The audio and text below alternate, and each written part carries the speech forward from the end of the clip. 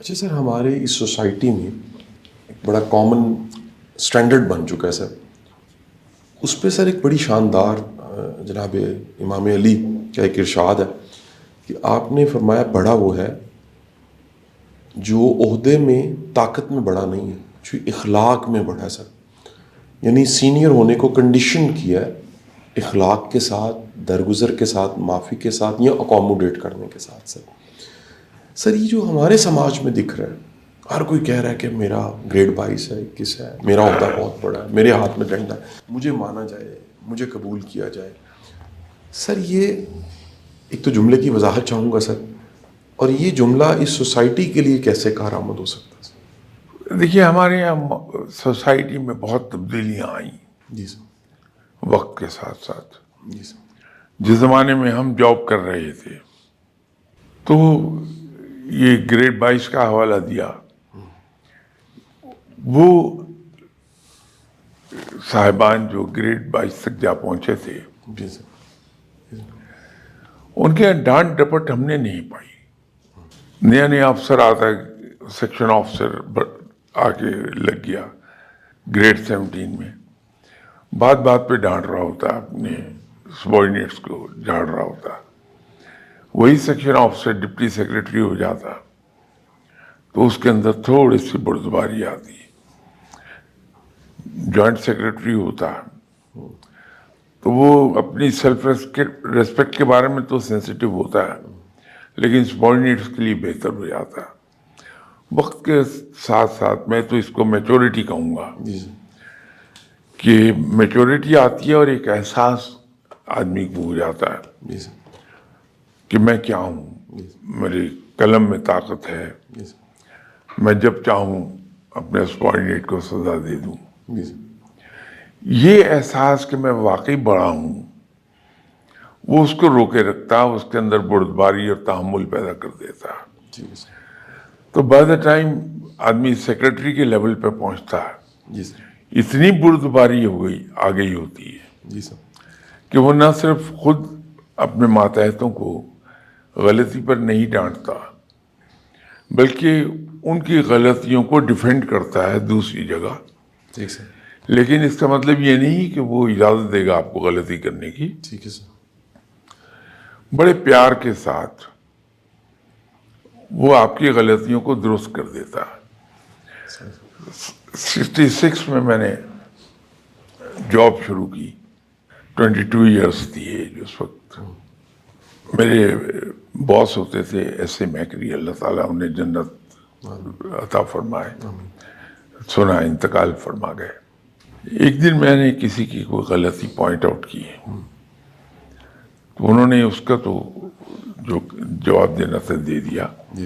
جب میں ان کے کمرے سے باہر نکل رہا تھا تو مجھے آواز دی انہوں نے، سرفراز سر ایک چیز یاد رکھو، never point out mistakes, correct them. یہ لیسن 66 میں ملا تھا مجھے. تو اللہ تعالیٰ ایسے افسروں کو جزا دے جنہوں نے، جس زمانے میں ہم بالکل ہی نالائق تھے، تو اس طرح سے انہوں نے ہمیں سنوارا، ہماری ٹریننگ کی. ٹھیک سر. تو آدمی جس میں زیادہ بردباری ہوتی ہے وہ آپ کی غلطی، دیکھیے آپ ایک نوٹنگ بنا کے لے کے گئے، آپ نے ایک ڈیزائن بنایا، کچھ بھی کیا، ایک کریٹ کی کوئی چیز، آپ اپنے آفیسر کے پاس گئے، بجائے اس کے کہ اب یوں سمجھ لیجیے 2 آفیسرز ہیں، ایک وہ اٹھا کے آپ کے سامنے کہتا ہے کہ یہ کیا بنا کے لائے ہو، یہ لیٹر ہے، یہ ڈیزائن ہے، یہ کیا کیا. دوسرا آپ کو کہتا ہے کہ ویری گڈ قاسم صاحب، آپ نے بڑا اچھا لکھا، تو can I make some minor changes in it. تو ظاہر باس ہے، وہ بگ باس ہے، تو آپ کہتے ہیں جی سر ضرور. وہ تو کریکٹ کرتا ہے تو آپ اپنی سیٹ پہ جا کے بیٹھ کے اس کو بڑے غور سے پڑھتے ہیں کہ میں نے لکھا تھا اس کا فلو کیا تھا، اس کی بیوٹی کیا تھی، کیونکہ الفاظ کی اپنی ایک خوبصورتی ہے. جی سر. اسی طرح جو نام ہم بچوں کو دیتے ہیں وہ الفاظ کی خوبصورتی تو ہے لیکن اس کی ووکل بیوٹی پہ جانا چاہیے. تو اسی طرح جب ہم کوئی تحریر کرتے ہیں کوئی چیز اس کے اندر 3 چیزیں اگر آپ کسی طرح پیدا کر گئے، ایک تو زبان انتہائی آسان اور عام فہم، جی سر. دوسرا مختصر، اور تیسرا اس کا فلو اور اس کی بیوٹی. تو یہ بڑی خوبصورت تحریر کہلائے گی آپ کی. ٹھیک سر. تو آپ وہ جو آدمی ڈانٹ رہا ہے وہاں سے بدمزہ ہو کے آتے ہیں، جی سر. شاید دوبارہ جب وہ کوئی چیز کریٹ آپ کریں گے پہلے سے بری ہوگی. لیکن یہ جو دوسری مثال میں نے دی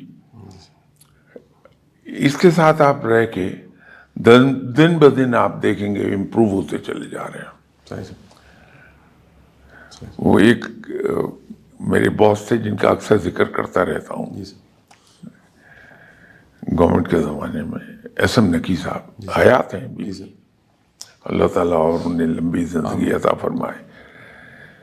ایک بار ایک میٹنگ تھی بڑی خاصی ہائی لیول.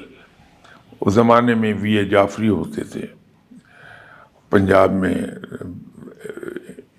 امتیازی صاحب ہوتے تھے، تو یو این او کے کچھ لوگ آئے ہوئے تھے. تو وہاں پریزنٹیشن تھی. تو ایس ایم نقی صاحب ہر جگہ مجھے اپنے ساتھ لے جایا کرتے تھے، تو اس میٹنگ میں بھی ساتھ تھا. اب میں نے بڑی احتیاط سے کاغذ اس ترتیب میں رکھے تھے کہ جب گفتگو شروع ہوگی نقی صاحب کی تو جہاں جہاں ضرورت ریفرنس کی پڑے گی میں وہ کاغذ دیتا رہوں گا. آئی ڈونٹ نو کہاں سے بدقسمتی سے ایک فگرز میں نے، نقی صاحب بات کر رہے تھے وی اے جعفری صاحب کے ساتھ، تو انہوں نے حوالہ دینا تھا کچھ فگرز کا. آئی ڈونٹ نو کس طرح مجھ سے غلطی ہوئی. وہ بجائے ریلیونٹ فگر دینے کے اس کے بعد جو گفتگو ہونی تھی اس سے متعلق جو فگر تھی وہ دے دی میں نے کاغذ. نقی صاحب نے بڑے کانفیڈنس سے اس کو پڑھا. امتیازی صاحب ان دنوں بیمار تھے، بلڈ پریشر زیادہ تھا. تو امتیازی صاحب lost his temper like any thing. وہ شاید بلڈ پریشر ایک دم شوٹ اپ کر گیا. تو امتیازی صاحب نے اس طرح سے بیہیو کیا جو سوچا بھی نہیں جا سکتا اتنا ڈیسنٹ اور مہذب انسان اس طرح بیہیو کر لے گا. تو میں اپنی جگہ انتہائی شرمندہ، لیکن میں نے کمال دیکھا نقی صاحب کا. سوئی برابر نقی صاحب کے لہجے میں فرق نہیں آیا، حتیٰ کہ انہوں نے میری طرف پلٹ کے یوں دیکھا بھی نہیں. اب ہم میٹنگ ختم ہوئی، آ گئے، نقی صاحب کی گاڑی میں ہی تھا میں. اب میں سوچ رہا ہوں کہ اب نقی صاحب ٹیمپر لوز کریں گے میرے اوپر، شاؤٹ کریں گے.